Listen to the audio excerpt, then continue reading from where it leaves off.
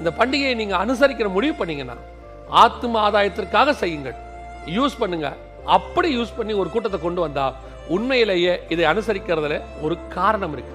அதை விடுத்து பிரியாணி விற்கிறதுக்கும் பிரியாணி திங்கிறதுக்கும் இதை களியாட்டத்துக்கும் நீங்கள் பயன்படுத்தி நீங்கள் மதுபானம் அருந்துவதற்கு இதை ஒரு நாளாக பயன்படுத்துகிறனால் இயேசு இன்னும் உங்களுக்குள் உயிர் தழவில்லை. நீங்கள் மீண்டும் அவரை மறுதளிக்கிறபடினாலே அவரை மீண்டும் சிலுவையில் அறைகிறவர்களாகத்தான் காணப்படுகிற ஒழிய இதுக்கு பின்னாடி வேற ஒரு காரியம் இருக்கவே முடியாது.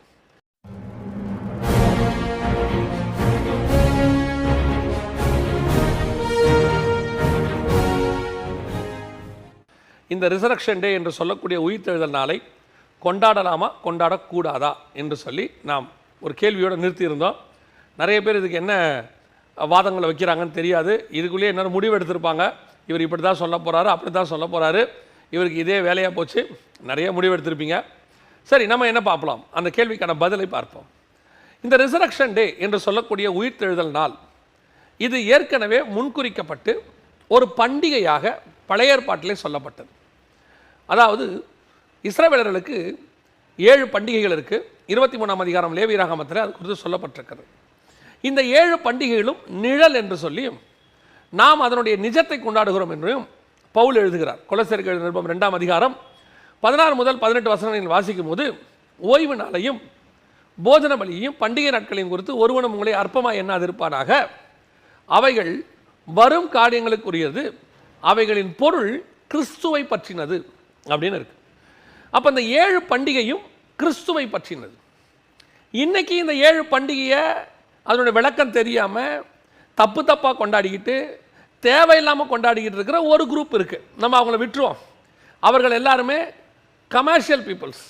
அதாவது ஊழியத்தை ஏதாவது செய்து நடத்தணும் அப்படின்னு சொல்லி ரொம்ப கஷ்டப்பட்டு புதுசாக யோசித்து நியூ திங்ஸுங்க இம்ப்ளிமெண்ட் பண்ணி ஜனங்களை எப்படியாவது கவர்ந்து வச்சுக்கணும்னு நினைக்கக்கூடியதான ஒரு அட்ராக்ஷன் ஊழியம். அதை விட்டுருவோம், அது ரொம்ப நாள் நிற்காது. ஆக்சுவலாக உண்மையாக இந்த 7 பண்டிகைகளுடைய தன்மை என்ன? அவைகளின் பொருள் கிறிஸ்துவை பற்றினது. முதல் பண்டிகை பஸ்கா பண்டிகை. அங்கே தான் ஆரம்பிக்குது. இயேசு கிறிஸ்துவினுடைய மரணம், சிலுவை மரணம். இஸ்ரவேலர்களுக்கு எகிப்திலிருந்து விடுதலையானது. அவங்களுக்கு அதுக்கு வேற அர்த்தம், நமக்கு வேற அர்த்தம். அவங்களுக்கு நிழல், நமக்கு நிஜம். 2வது புளிப்பில்லாத அப்ப பண்டிகை. அந்த ராத்திரியிலே அவர்கள் புளிப்பில்லாத அப்பத்தை பூசித்து மறுநாள் காலையிலேக்குள்ள அதை மிச்சம் வைக்கக்கூடாதுன்னு சொல்லி, இதுதான் உங்களுக்கும் எனக்கும் சொல்லப்பட்டதான கம்யூனியன். இயேசு கிறிஸ்துவானவர் அப்பத்தை எடுத்து பிட்டு இது என்னுடைய மாம்சமாக இருக்கிறது, இதை வாங்கி பூசியுங்கள். 3வது முதற் பலனான பண்டிகை. அவர்கள் தங்கள் சுயதேசத்தில் போய் சேர்ந்த பிறகு முதல் வெள்ளாமை செய்து அவர்கள் அதிலிருந்து வரக்கூடியதை எடுத்து ஒரு கட்டை அசைவாட்ட வேண்டும். அது அவங்க கானானுக்கு சேர்ந்ததுக்கான அடையாளம். அதில் வரக்கூடிய முதற் பலன். இப்போ நாம் பரம கானான் பிரயாணத்தில் இருக்கிறோம். ரட்சிக்கப்பட்டு புது தேசத்துக்கு வந்திருக்கிறோம். புது தேசம்னா நான் ஆவிக்குரிய விதத்தை சொல்கிறேன். அப்படி நமக்குள்ளே கிறிஸ்து மரித்தோரிலிருந்து முதற் பலனாக உயிர்த்தெழுந்தார். இந்த உயிர்த்தெழுதலின் பண்டிகையினுடைய மிக முக்கியமான அடையாளம் தான் இந்த அசைவாட்டு பண்டிகை, அதாவது கதிர்கட்டை அசைவாட்டுதல். இதற்கு பின்னாட்களிலே நாம் நிறைய பேர்களை வைத்து கொண்டோம்.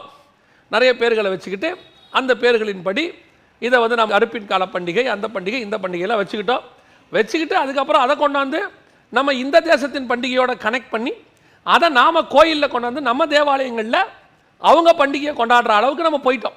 இவர்கள் எல்லாருமே அந்தந்த காலத்துக்கு ஏற்றவர்கள் இவர்கள்.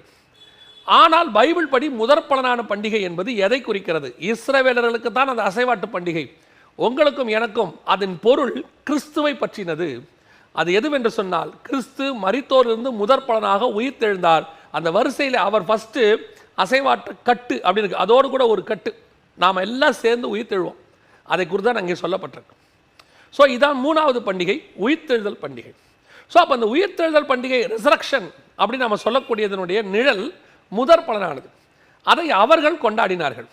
இப்போ நம்ம பஸ்காவை ஆசாரிக்கிறோமா அப்படின்னா பஸ்காவை ஆசாரிக்கலை. ஆனால் நம்ம ஆட்கள் கொஞ்சம் பேர் பஸ்கா அப்படின்னு கூட்டெல்லாம் நடத்துகிறாங்க. புளிப்பில்லாத அப்ப பண்டிகை, அதான் நம்ம கம்யூனியன் எடுக்கிறோம். இப்போ பஸ்கா பண்டிகையை அவங்க கொண்டாடினாங்க. நாம் என்ன செய்கிறோம்?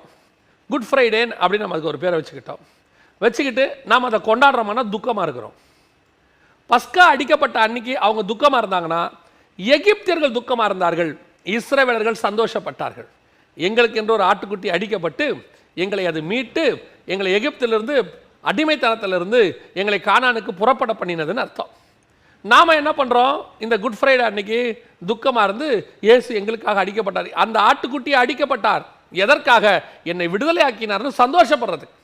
ஸோ நம்மளுடைய கான்செப்டே தப்பாக இருக்குது. இப்போ அடுத்து புளிப்பில்லாத அப்ப பண்டிகை, அதான் கம்யூனியன் நாம் எடுத்துக்கிட்டு இருக்கிறோம். ஒவ்வொரு முறை நாம் நினைவு கூறுகிறோம். அதுவும் ஆண்டவர் சொல்லியிருக்கிறாரு, நான் வருமளவும் என்னை நினைவு கூறும்படி இதை செய்யுங்கள் என்றார். மூன்றாவது முதற்பலனான பண்டிகை. இந்த முதற்பலனான பண்டிகையை எப்போ கொண்டாடணும்னு கேட்டிங்கன்னா, கிறிஸ்துவோடு கூட நாம் உயிர்த்தெழுதலை அனுபவித்து அந்த தேசத்திற்கு போய், நல்ல கவனிங்க, அவங்க கானானுக்கு போகிற வரைக்கும் முதற்பலனான பண்டிகை கிடையாது. கானானுக்குள்ளே பிரவேசித்த பிறகுதான் முதற்பலனான பண்டிகை. அப்படி அவங்களுக்கு வெள்ளாமை வந்து எடுத்து அந்த ஃபஸ்ட்டு காரியத்தை செய்யும் போது தான் முதற்பலனான பண்டிகை வரும். இப்போ நமக்கு கிறிஸ்து மரித்தோர் வந்து முதற்பலனாக ஏஞ்சிருக்கிறார். இன்னும் நாம் உயிர்த்தெழல, அந்த வரிசையில் நாம் இன்னும் வரல. கிறிஸ்துவுக்குள் மரித்தவர்கள் முதலாவது எழுந்திருப்பார்கள், பின்பு உயிரோடு இருக்கிற நாம் எல்லாம் சேர்ந்து ஒன்றா பரலோகத்துக்குள்ள அப்படி நுழையிறோம் பாருங்க. அதுதான் முதற்பலனான பண்டிகைக்கான அடையாளம்.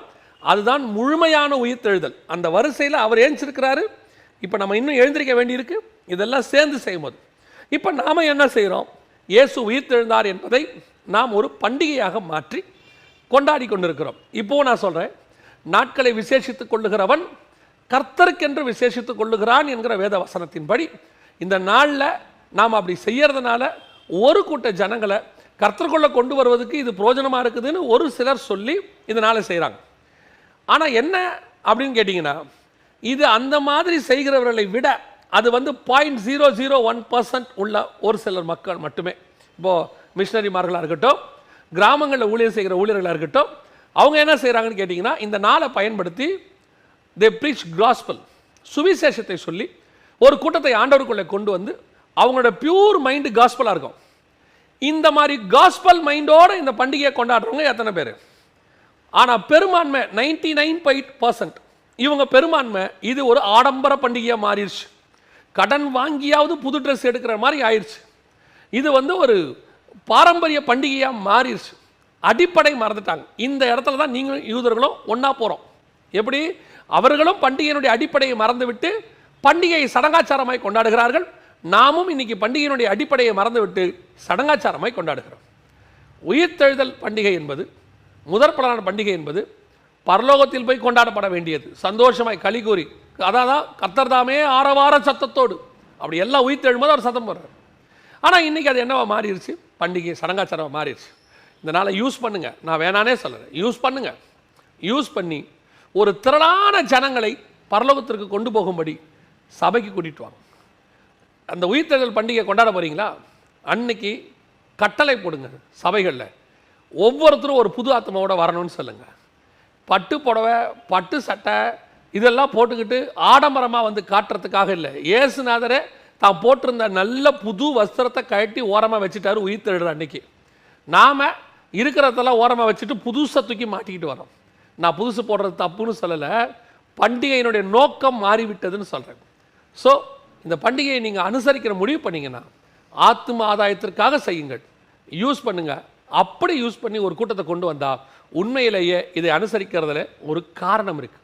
அதை விடுத்து பிரியாணி விற்கிறதுக்கும் பிரியாணி திங்கிறதுக்கும் இதை வந்து களியாட்டத்துக்கும் நீங்கள் பயன்படுத்தி நீங்கள் மதுபானம் அருந்துவதற்கு இதை ஒரு நாளாக பயன்படுத்துகிறனால் இயேசு இன்னும் உங்களுக்குள் உயிர் தழவில்லை. நீங்கள் மீண்டும் அவரை மறுதளிக்கிறபடினால அவரை மீண்டும் சிலுவையில் அறைகிறவர்களாகத்தான் காணப்படுகிற ஒழிய இதுக்கு பின்னாடி வேற ஒரு காரியம் இருக்கவே முடியாது. கர்த்தருக்கு சித்தமானால் இன்னொரு கேள்வி வசனம் பகுதியில் உங்களை சந்திக்கிறேன். God bless you.